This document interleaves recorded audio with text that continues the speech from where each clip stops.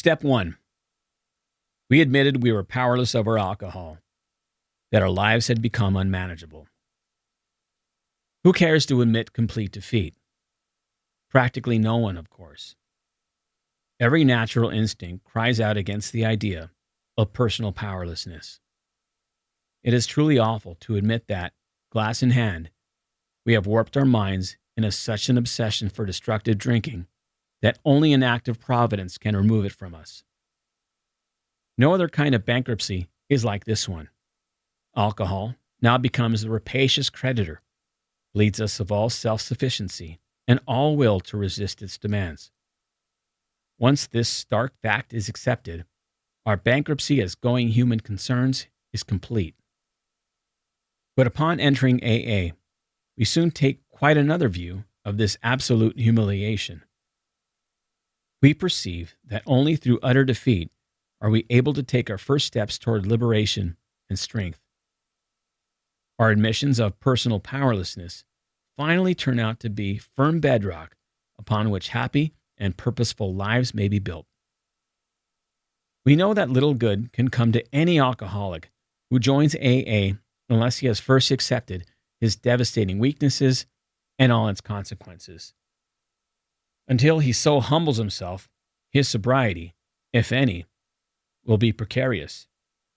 Of real happiness, he will find none at all. Proved beyond doubt by an immense experience, this is one of the facts of AA life. The principle that we shall find no enduring strength until we first admit complete defeat is the main taproot from which our whole society has sprung and flowered. When first challenged to admit defeat, most of us revolted. We had approached AA expecting to be taught self-confidence. Then we had been told that, so far as alcohol is concerned, self-confidence was no good whatever. In fact, it was a total liability. Our sponsors declared that we were the victims of a mental obsession so subtly powerful that no amount of human willpower could break it. There was, they said, no such thing as the personal conquest of this compulsion by the unaided will. Relentlessly deepening our dilemma, our sponsor pointed out our increasing sensitivity to alcohol, an allergy they called it. The tyrant alcohol wielded a double-edged sword over us. First, we were smitten by an innate urge that condemned us to go on drinking, and then by an allergy of the body that ensured we would ultimately destroy ourselves in the process. Few indeed were those so assailed had ever won, though in single-handed combat. It was a statistical fact that alcoholics almost never recovered on their own resources. And this had been true, apparently, ever since man had first crushed grapes. In AA's pioneering time, none but the most desperate cases could swallow and digest this unpalatable truth. Even these last gaspers often had difficulty in realizing how hopeless they actually were. But a few did, and when these laid hold of AA principles with all the fervor with which the drowning sees life preservers, they almost invariably got well. That is why the first edition of the book Alcoholics Anonymous, published when our membership was small, dealt with low-bottom cases only.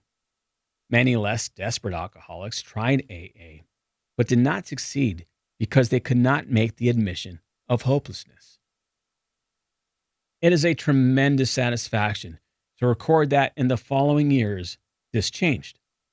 Alcoholics who still had their health, their families, their jobs, and even 2 cars in the garage began to recognize their alcoholism. As this trend grew, they were joined by young people who were scarcely more than potential alcoholics. They were spared that last 10 or 15 years of literal hell the rest of us had gone through. Since step 1 requires an admission that our lives had become unmanageable, how could such people as these take this step? It was obviously necessary to raise the bottom the rest of us had hit to the point where it would hit them.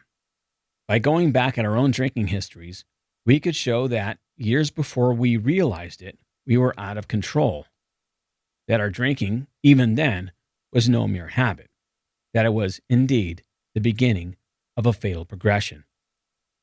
To the doubters, we could say, perhaps you are not an alcoholic after all. Why don't you try some more controlled drinking?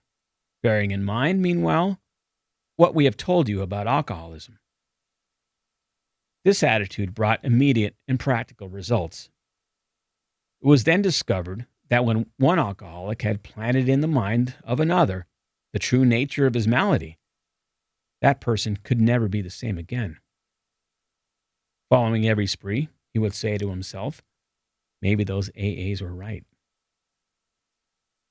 After a few such experiences, often years before the onset of extreme difficulties, he would return to us convinced.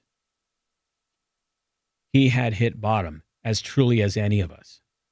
John Barleycorn himself had become our best advocate.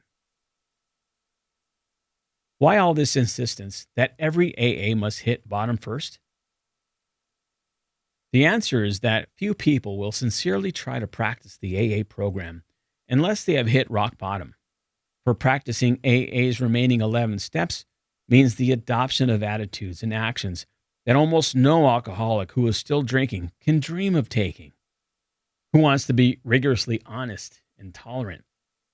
Who wants to confess his faults to another and make restitution for harms done? Who cares anything about a higher power, let alone meditation and prayer? Who wants to sacrifice time and energy in trying to carry AA's message to the next sufferer? No, the average alcoholic, self-centered in the extreme, doesn't care for this prospect unless he has to do these things in order to stay alive himself. Under the lash of alcoholism, we are driven to AA. And there we discover the fatal nature of our situation. Then, and only then, do we become as open-minded to conviction and as willing to listen as the dying can be. We stand ready to do anything which will lift the merciless obsession from us.